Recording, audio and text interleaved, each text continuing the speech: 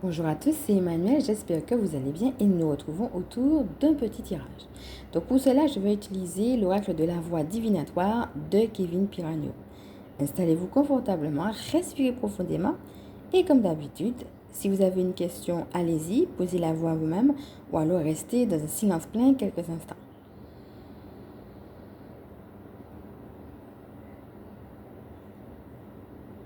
Voyons maintenant comment la carte vient entrer en résonance avec ce que vous vivez ou avec votre question. Alors voilà, nous avons la carte des festivités avec le numéro 20. Donc n'hésitez pas, si vous le voulez, à regarder la guidance qu'on avait fait sur le chiffre numéro 2, puisque le 20 va amplifier justement la vibration du 2, avec qui je vais pouvoir m'associer pour pouvoir fêter.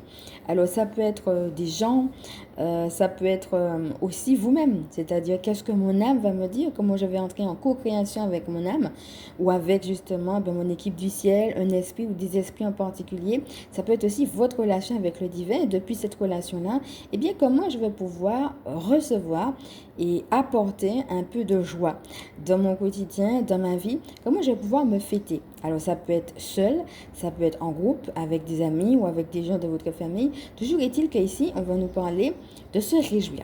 On va nous parler de joie. Alors, ce qui est intéressant avec ce sapin, c'est que même si on voit en effet qu'il y a des paillettes autour et que ça fait rêver, pour autant, il est aussi dans une cloche en verre. Donc, peut-être aussi que certaines personnes retiennent leur joie. Qu'est-ce que tu n'exprimes pas? Qu'est-ce que tu retiens? Et que justement, tu as besoin d'exprimer pour que cette joie puisse, eh bien, avoir un espace pour te permettre de l'explorer davantage. Comme si à l'extérieur, les énergies sont là pour te dire, ben oui, mais regarde, cette joie, cette festivité, cette co-création que tu peux mettre en place, eh bien, quelque part, soulève la cloche en verre pour t'approcher de ce cadeau.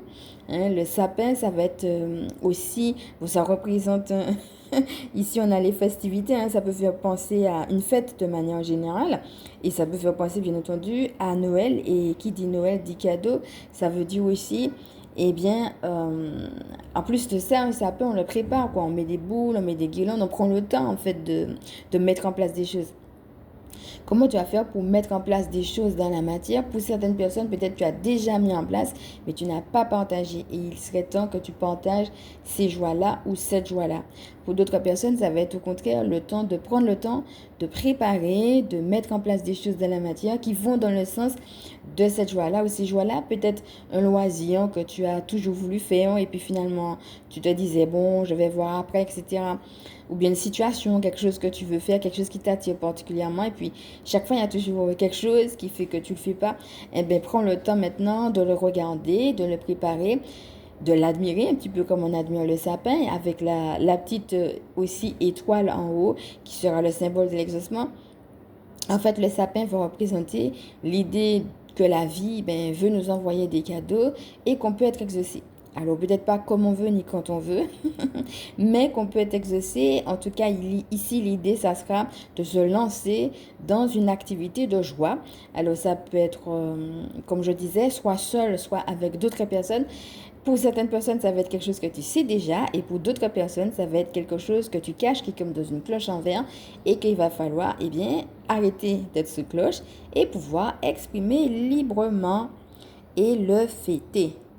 Voilà mon ami, j'espère que cette guidance t'a parlé, t'a inspiré. En tout cas, si c'est le cas, n'hésite pas à me le dire en commentaire, à liker. Si tu penses qu'elle peut aider d'autres, bien entendu, à partager et bien évidemment, si tu le souhaites, à t'abonner. Alors, je vais maintenant me présenter pour celles qui ne me connaissent pas. Donc, je suis Emmanuel, je suis chamane et ma mission de vie consiste à permettre aux énergies sacrées de s'intégrer dans nos vies humaines. Je suis aussi spécialiste en recouvrement énergétique, en recouvrement d'âme et en vitalité énergétique, gardienne spirituelle des familles qui pratiquent l'école à la maison. Je te fais de gros bisous et je te dis à bientôt.